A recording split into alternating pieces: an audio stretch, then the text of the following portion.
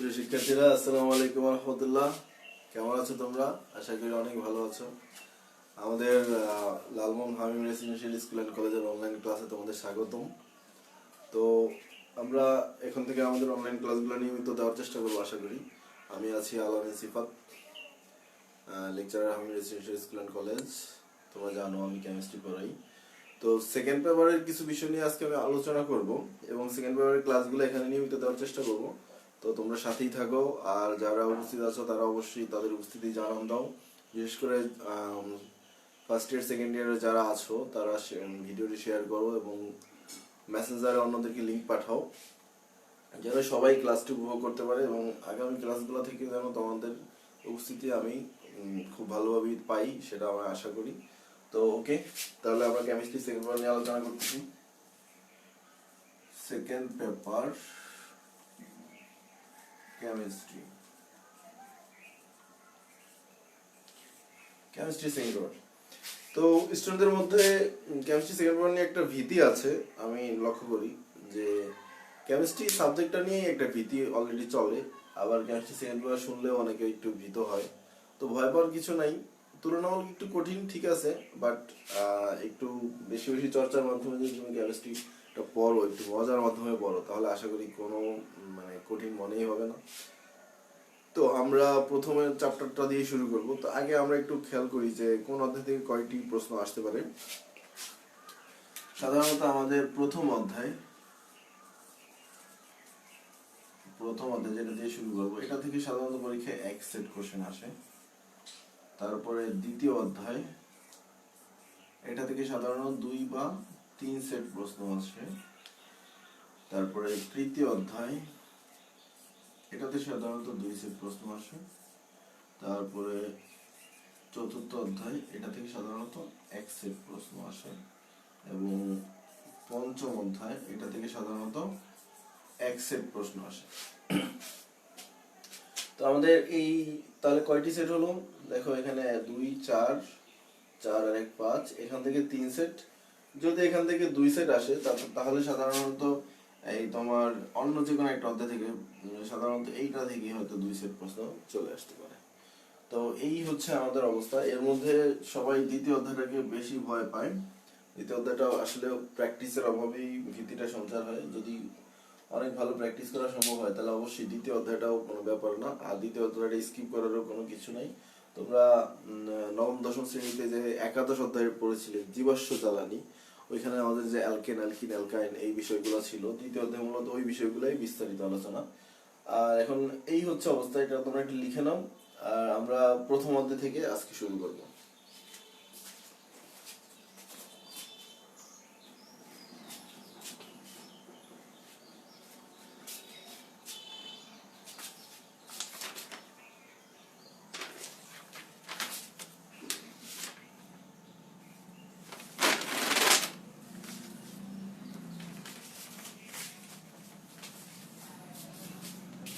ওকে,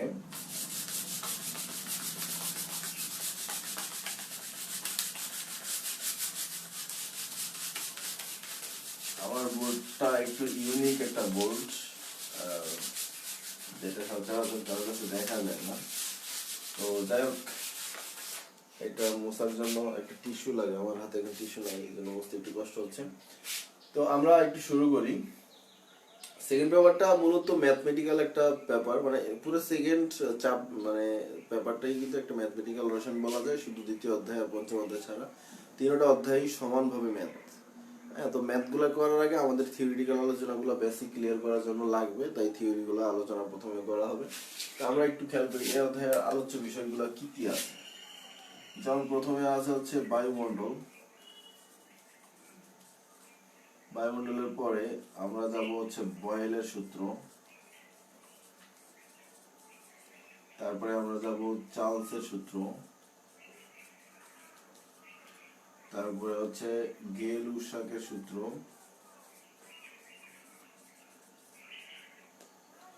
তারপরে যাব হচ্ছে বয়েল, চার্লস, গেল-উসাক, তারপরে অ্যাভোগাড্রো।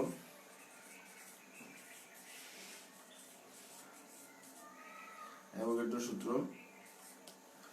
তারপরে আছে আমাদের আদর্শ গ্যাস সমীকরণ, তো পিভি ইকুয়াল টু এনআরটি, এটা প্রতিবেদন আছে।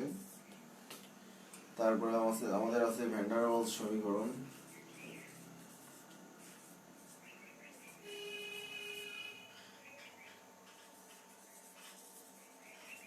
এগুলো একটু বিস্তারিত পড়তে হবে, থিওরিটিক্যাল কোশ্চেন। তারপর ভ্যান ডার ওয়ালস সমীকরণের পরে আছে হচ্ছে আমাদের এই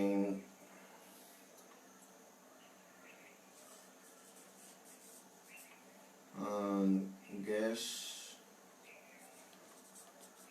সংকোচনে সূত্রের প্রয়োগ, অর্থাৎ আমাদের যেমন সিলিন্ডারে যে আমরা গ্যাস বলি, সেই গ্যাস বলাতে আমাদের আসলে কোন সূত্রটা লাগতেছে সেটা নিয়ে এখানে কথা। তো গ্যাসের সংকোচন সূত্রের প্রয়োগ। আর তারপরে আমাদের আর কি আছে, ধরো কোন একটা টপিক যেন বাদ না যায়, আমি একটু দেখে নিই, তোমরা এগুলো একটু উঠাও।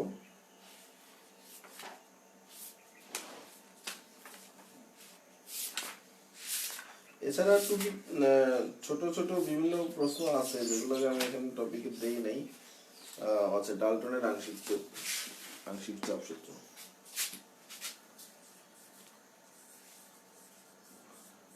ডাল্টনের আংশিক চাপ সূত্র, ছোট ছোট বিষয়গুলো পড়ার সময় পড়ে যাব, সেটা এখানে আর আমাদের এই করার দরকার নেই। আরেকটা হচ্ছে আংশিক চাপের গ্রাহামের গোপন সূত্র।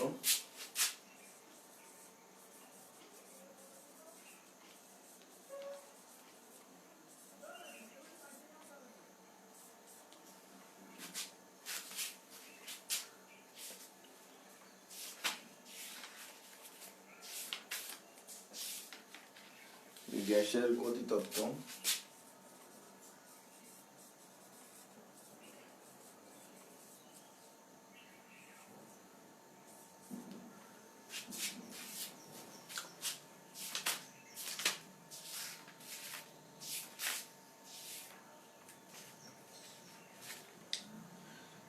ভ্যান ডার ওয়ালস সমীকরণের মধ্যে গ্যাসের আদর্শ অবস্থা থেকে বিচ্যুতি, সেই ব্যাপারগুলো চলে আসে।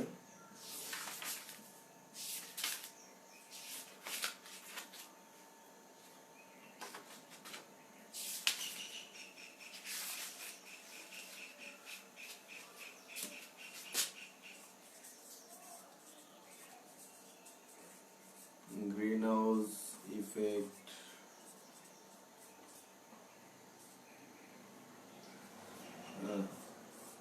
তারপরে আছে হচ্ছে অম্ল ক্ষার সম্পর্কিত সূত্র। এগুলো আমি এখানে আর পরে পড়ার সময় বিস্তারিত লিখে দিব। অম্ল ক্ষারকের সূত্র সমূহ, এবং আমরা পরে দিতে পারি গাণিতিক সমস্যা।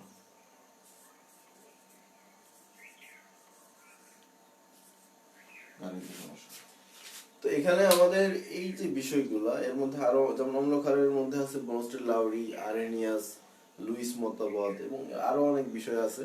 তো আমরা টপিক আকারে লিখতে গেলে হয়তো 25-30টা টপিক চলে আসবে, ছোট ছোট টপিকগুলো। তো এগুলা ওই টপিকগুলোর অংশ, ওই টপিকগুলো এই টপিকগুলোর অংশ, তাই আমি এগুলো দিলাম না। তো এগুলো আমরা এখন ধীরে ধীরে আলোচনা করবো। বায়ুমণ্ডলের বিষয়টা হচ্ছে, এটা তোমরা ছোটবেলা থেকে পড়ে আসতেছো যে বায়ুমণ্ডলে আমাদের কয়েকটা স্তর থাকে। আমরা পড়ে আসছি যে ট্রপোমণ্ডল, স্ট্রাটোমণ্ডল, মেসোমণ্ডল, তারপরে থার্মোমণ্ডল, এক্সোমণ্ডল, এগুলো আমরা আগে থেকে পড়ে আসছি। ওগুলো এখানে বিস্তারিত কোন কোন মণ্ডলে কি কি গ্যাস থাকে, কি কি আয়ন থাকে, এগুলো একটু বাড়তি পড়তে হবে। তো এটা তোমরা নিজেরা পড়ে নিবা, এটা আমি আর পড়াবো না। আর বাকিগুলো আমরা ধীরে ধীরে শেষ করবো ইনশাআল্লাহ।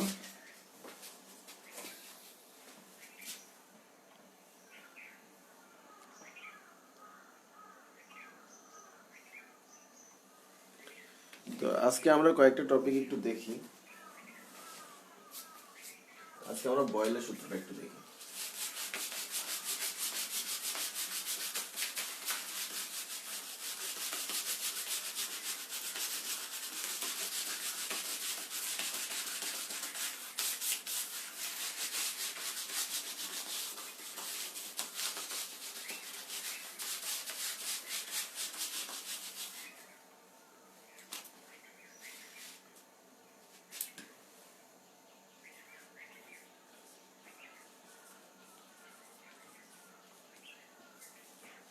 বয়েলের সূত্র।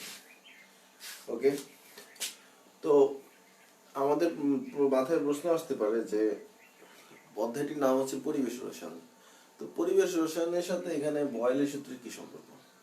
আসলে আমাদের এখানে সূত্র বলতে শুধু গ্যাসের রিলেটেড যে সূত্রগুলো আছে আমাদের সাধারণত সেই সূত্রগুলো নিয়ে আলোচনা করা হয়েছে।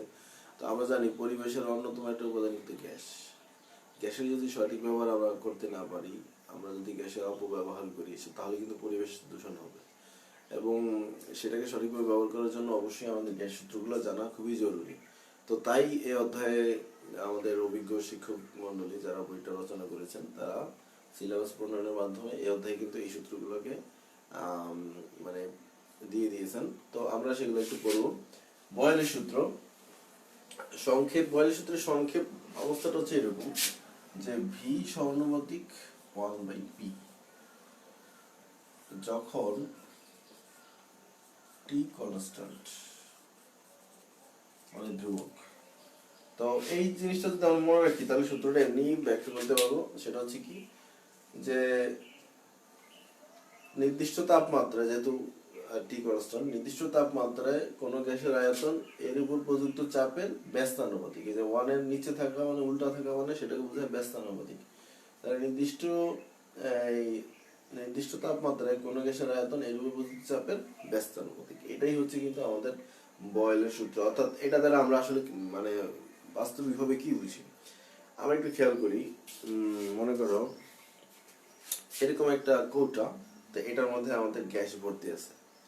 মনে করি আমরা এই পর্যন্ত গ্যাস ভর্তি আছে, আর আমরা ভিতরে যদি একটা কোনো কিছু দিয়ে প্রেসার করি, মানে গ্যাস যেন বের হয়ে আসতে না পারে এরকম ভাবে প্রেসার করে যদি এটাকে এই পর্যন্ত নিয়ে আসি, তাহলে গ্যাসের আয়তন ছিল এতটুকু, গ্যাসের আয়তন কিন্তু হয়ে যাবে এতটুকু। তাহলে আয়তন কি কমে গেল না?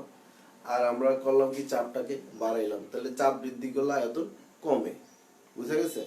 তো এখানে বিষয়টা ওইরকমই যে চাপ যদি আমরা বৃদ্ধি করি তাহলে আয়তনটা কমবে। ব্যস্তানুপাতিক সম্পর্কটা মানে হচ্ছে উল্টা, অর্থাৎ একটা বৃদ্ধি করলে আরেকটা কমবে, একটা কমাইলে আরেকটা বৃদ্ধি পাবে। আর সমানুপাতিকটা হচ্ছে এটা বাড়লে ওটাও বাড়বে, এটা কমলে এটাও কমবে। এটা হচ্ছে সমানুপাতিক সম্পর্ক। তাহলে বোঝা গেল যে আমরা যদি চাপ বৃদ্ধি করি আয়তন কমবে। আমরা বাস্তবিকভাবে সেটা বোঝার চেষ্টা করেছি। তো এই হচ্ছে আমাদের বয়েলের সূত্র। তো হ্যাঁ, অনেকে বলতে পারে যে এটা তো আমরা এমনি জানি, চাপ বাড়াইলে গ্যাসের আয়তন কমতে থাকবে। এটা আবার বিজ্ঞানী বয়েল বর্ণনা করছেন। আসলে বিষয়গুলো হচ্ছে ওনারা যখন এগুলো বর্ণনা করে তখন কিন্তু মানুষ বিষয়গুলো দেখতো, কিন্তু মানে থিঙ্কিংটা ওইভাবে ছিল না যে এটাকে এইভাবে একটা সূত্রে রূপান্তরিত করে পরবর্তীতে কাজে লাগানো যাবে, অন্যভাবে প্রয়োগ করা যাবে, এই বিষয়গুলো তখন ছিল না। সর্বপ্রথম এই আমাদের বিজ্ঞানীগণে কিন্তু এই বিষয়গুলোকে মানুষের সামনে এভাবে তুলে ধরে, তাই তাদের অবদান ফেলে দেওয়ার কোনো সুযোগ নাই। তো আমরা জানি সমানুপাতিক যদি উঠিয়ে দেই তাহলে একটা সমান সমান দিয়ে একটা ধ্রুবক দিতে হয়। ধ্রুবকটা আমরা ধরি কে। সমানুপাতিকটা উঠিয়ে দিলে একটা ধ্রুবক দিতে হয়। তো তারপরে আমরা কি লিখতে পারি? গুণ করলে পিভি ইকুয়াল টু কে লিখতে পারি। তার মানে চাপ এবং আয়তনের গুণফল সবসময় ধ্রুবক হবে। চাপ এবং আয়তনের গুণফল সবসময় কি হবে? ধ্রুবক হবে। তো এই বিষয়টা আমরা একটু বোঝার চেষ্টা করি যে চাপ আয়তনের গুণফল কিভাবে ধ্রুবক হয়। আমরা যে কৌটোটার উদাহরণ দেখছিলাম, তো মনে করো যে সেখানে প্রাথমিক অবস্থায় চাপ ছিল 1 আর আয়তন ছিল 20। আমি একক দিচ্ছি না, আমার এটা স্কয়ার 20 ml, যাই হোক একক দিচ্ছি না। মনে করি চাপ ছিল 1, আয়তন ছিল 20। তখন আমাদের পিভির মান ছিল কত? 1/20 গুণফল আর কি, টোটাল 20। এখন আমরা একটু পরে চাপটা বৃদ্ধি করলাম 2। তো চাপ বৃদ্ধি করলে আয়তনটা কমে যাবে, তখন আয়তনটা হয়ে যাবে 10। কারণ পিভির মানটা সবসময় হতে হবে কি? ধ্রুবক। অর্থাৎ চাপ দ্বিগুণ বৃদ্ধি করলে আয়তন কিন্তু অর্ধেকে নেমে আসবে, মানে এই গ্যাসের ক্ষেত্রে। অর্থাৎ অল টাইম পিভি মানটা কিন্তু একটা ধ্রুবক আসতে হবে। ঠিক আছে? এটাই এই সূত্র নির্দেশ করে। অর্থাৎ সবসময় তুমি চাপ বাড়াইলে আয়তনটা কমবে, এবং ওই যতটুকু কমবে মানে শেষ আয়তনটা যতটুকু হবে ওইটা আর এই চাপটা যদি গুণ দাও তাহলে আগের সেই যে মানটা পাইছিলে গুণফল সেটাই পাবা। যেমন আমরা যদি চাপ আরো বৃদ্ধি করি, ফর এক্সাম্পল চাপ যদি 4 করি, আয়তন দেখা যাবে তখন 5 হয়ে গেছে, এবং পরবর্তীতে আয়তন আর চাপের গুণফলটা একটা ধ্রুবক 20 চলে আসছে। ঠিক আছে? এটাই কিন্তু বয়েলের সূত্র বাস্তবিক, মানে কোনো কিছু যদি আমরা পড়তে যাই অবশ্যই বাস্তবের সাথে তুলনা করে পড়তে হবে। এখন আর আমরা 19-এ নাই যে হজবরল একটা মুখস্থ করে ফেললাম এবং পরীক্ষার হলে দিয়ে আসলাম এবং ভালো রেজাল্ট করলাম, সেটা কিন্তু সম্ভব নয়। কারণ এখন এরপরে কিন্তু তোমাকে জাজ করা হবে, ঠিক আছে? তুমি হজবরল পড়েই যে পার পেয়ে যাওয়া সেটার কোনো সুযোগই নেই। তো আমরা এবার একটু সামনের দিকে যাই। তো এখান থেকে পরবর্তীতে সেই সূত্রটা প্রমাণিত হয় সেটা হচ্ছে যে কি, যে হ্যাঁ চাপ, মনে করি কোনো চাপ P1 P2 P3 এর জন্য আয়তন যদি V1 V2 V3 হয়, তাহলে আমরা কি লিখতে পারি যে P1 by V1 equal to P2 V2 equal to P3 V3 এরকম আরো ইকুয়াল টু কি ধ্রুবক। অর্থাৎ এগুলোর গুণফল সবসময় একটা নির্দিষ্ট ধ্রুবক সংখ্যা হবে। এটা থেকেই পরবর্তীতে আমাদের ম্যাথমেটিক্যাল সূত্রটা লাগে, সেটা হচ্ছে P1 V1 equal to P2 V2। এই সূত্রটা কিন্তু আমাদের ম্যাথ করতে গিয়ে লাগে। তো এটা একটা আমরা, সরি একটু ঠান্ডা লাগছে, তাহলে এটা কিন্তু আমরা ম্যাথ করতে গিয়ে সূত্রটা দেখবো এবং এটা দিয়ে আমাদের অঙ্ক করতে হবে। তাহলে এবার আমরা এটার কিছু গ্রাফ দেখে নেই বয়েলের সূত্রের।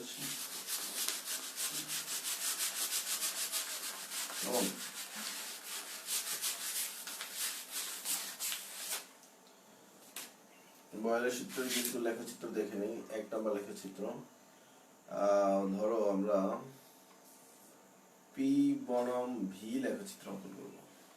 তাহলে লেখচিত্রটা কেমন হবে? অর্থাৎ বয়েলের সূত্রে যেটা পাইলাম একদিকে P একদিকে V যদি আমরা নেই, তাহলে কি ধরনের লেখচিত্র পাবো? ঠিক আছে, তাহলে আমরা যে সূত্রটা দেখছিলাম যে সেটা হচ্ছে কি, যে PV equal to constant, PV equal to constant. এইখানে P কিন্তু P আর V আছে। এখান থেকে আমরা আরেকটা সমীকরণের সাথে জ্যামিতির একটা সমীকরণ, যেটা হচ্ছে আমরা জানি xy ইকুয়াল টু c, অর্থাৎ এটা একটা ধ্রুবক। এটা কিন্তু আমাদের আয়তাকার অধিবৃত্তের সমীকরণ, আয়তাকার অধিবৃত্তের সমীকরণ। আয়তাকার অধিবৃত্ত গুলো কেমন? আয়তাকার অধিবৃত্ত গুলো হচ্ছে এই হচ্ছে আমাদের আয়তাকার অধিবৃত্ত। তো এইটার সমীকরণের সাথে এখন এটাও মিলে যাবে, কারণ এটাও কিন্তু ওইটার মতোই xy PV। তো এটা আমাদের যদি P1 V1 এর জন্য হয়, মানে একটা গ্যাসের জন্য হয়, এবং অন্য আরেকটা গ্যাস যদি নেই সেটার ক্ষেত্রে যদি আবার এরকম হয়, তাহলে আমাদের গ্রাফগুলো হবে হচ্ছে এরকম। P1 of V যদি আমি লেখচিত্র অঙ্কন করি বয়েলের সূত্রের ক্ষেত্রে, তাহলে সবসময় গ্রাফগুলো হবে এরকম। এখন এই গ্রাফগুলো আমাদের কি দরকার? এই গ্রাফগুলো আমাদের ক্যালকুলেশনেও লাগবে, সেটা এখন আমাদের ইন্টারমিডিয়েটে নাই। তবে আমাদের প্রশ্নপত্রে যেটা লাগবে, আমাদের এরকম একটা গ্রাফ দিয়ে বলবে যে এটা কোন কোন সূত্রকে নির্দেশ করে, কোন সূত্রকে ডিনোট করে। তো সেটা আমাদের একটু খেয়াল রাখতে হবে। আমাদের যদি আমরা MCQ প্লাস সৃজনশীল সব জায়গায় ভালো করতে চাই, গ্রাফগুলো কিন্তু খুব ভালো করে মাথায় রাখতে হবে। তো এবার আসি আমরা আরেকটা গ্রাফে।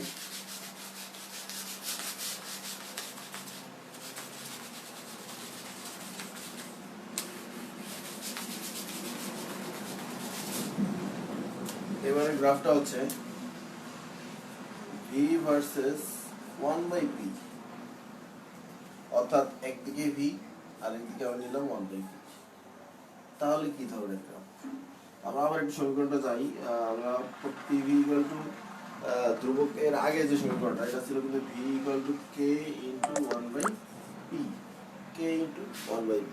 এটা আমরা জ্যামিতির একটা সূত্রের সাথে আমরা মিলাই দেখতে পারি। যেমন আমরা জানি y ইকুয়াল টু mx, এরকম একটা সূত্র ছিল।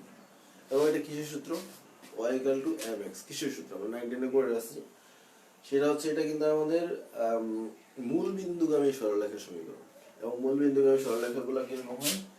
এই যে মূল বিন্দু দিয়ে যায়, এটাই কিন্তু মূল বিন্দুগামী সরলরেখার সমীকরণ। তাহলে এটার সাথে আবার এটা মিলতেছে। এই যে দেখো, ভেরিয়েবল v, এখানে আছে y, এখানে ধ্রুবক, এটাও ধ্রুবক, এই ভেরিয়েবল। তাহলে সেক্ষেত্রে আমাদের সমীকরণগুলো কিন্তু মূল বিন্দুগামী সরলরেখার সমীকরণ। তো যে কোনো একটা গ্যাসের জন্য সমীকরণটা যদি এরকম হয়, একটা গ্যাসের জন্য, আরেকটা গ্যাসের জন্য হয়তো এরকম হবে, অন্য একটা গ্যাসের জন্য হয়তো এরকম হবে। এইভাবেই কিন্তু আমাদের সমীকরণগুলো যাবে। তো অর্থাৎ V বনাম 1/P লেখচিত্রগুলো সবসময় মূল বিন্দু দিয়ে যাবে। এইটা আমাদের একটু মনে রাখতে হবে। লাস্ট একটা গ্রাফ, এটাই শেষ। আজকের ক্লাস আমি এটাকে শেষ করে দেবো।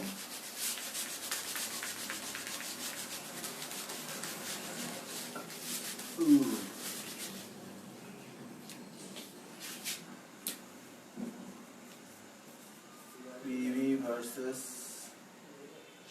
পি, পিভি ভার্সেস পি, অর্থাৎ একদিকে যদি পিভি হয় আর একদিকে যদি পি হয় তাহলে লেখচিত্রটা কেমন হবে? আমরা একটু আগে একটা সমীকরণ দেখছি যে পি এর মান পি ওয়ান এর মান যদি পি এর মান যদি 2 হয়, ভি এর মান যদি 10 হয় তাহলে পিভি ইকুয়াল টু 20 হয়। এরপর পি এর মান যদি 1 হয়, ভি এর মান তাহলে 20 হবে এবং পিভি ইকুয়াল টু 20 হবে। এবং পি এর মান যদি 4 হয়, ভি এর মান তাহলে 5 হবে এবং পিভি ইকুয়াল টু 20 হবে। অর্থাৎ আমরা দেখতেছি যে পি এর মান চেঞ্জ হওয়ার সাথে সাথে ভি এর মান চেঞ্জ হচ্ছে কিন্তু পিভি কিন্তু ধ্রুবক থাকতেছে। তাহলে পি এর মান চেঞ্জ হবে, পি এর মান ধরি আমরা 1, এখানে পি এর মান 1, ঠিক আছে? এই পি এর মান ধরো 1, তো এই সে 1 এর জন্য আমরা যে গ্রাফটা পিভি যেহেতু ধ্রুবক তাহলে পিভি কোনো দিকে যাবে না, পিভি সোজাই যাবে। পি এর মান বাড়ার সাথে সাথে পিভি কিন্তু আমাদের ধ্রুবক আকারে যাচ্ছে, এটা ধরে আমরা একটা কেসের জন্য। আরেকটা কেসের জন্য যে পি এর মান যতই বাড়াইতেছে পিভি কিন্তু যাচ্ছে না, তাহলে পিভি আমাদের ধ্রুবক আকারে যাচ্ছে। আরেকটা কেসের জন্য পি এর মান যতই বাড়াচ্ছি পিভি বাড়তেছে না, তাই পিভির মানটা ধ্রুবক আকারে যাচ্ছে। অর্থাৎ এটা দ্বারা বুঝে ধরো পি এর মান এখানে 1, তারপরে এখানে ধরো 2, এখানে ধরো 4, হ্যাঁ যাই নেই না কেন পিভির মান তো আর উপরের দিকে যাচ্ছে না, পি এর মান বাড়তেছে, তাই গ্রাফটা এই দিকে যাবে, এই দিকে যাবে, এদিকে যাবে, উপরেও যাবে না নিচেও যাবে না, কারণ পিভি সবসময় ধ্রুবক। এটা আমরা যে কোনো একটা গ্যাস, এটা অন্য একটা গ্যাস, এটা অন্য একটা গ্যাস, তিনটা গ্যাসের জন্য আমরা গ্রাফটা দেখে প্রমাণিত হলাম। তো এর মাধ্যমে আমাদের বয়েলের সূত্রের টা শেষ হলো।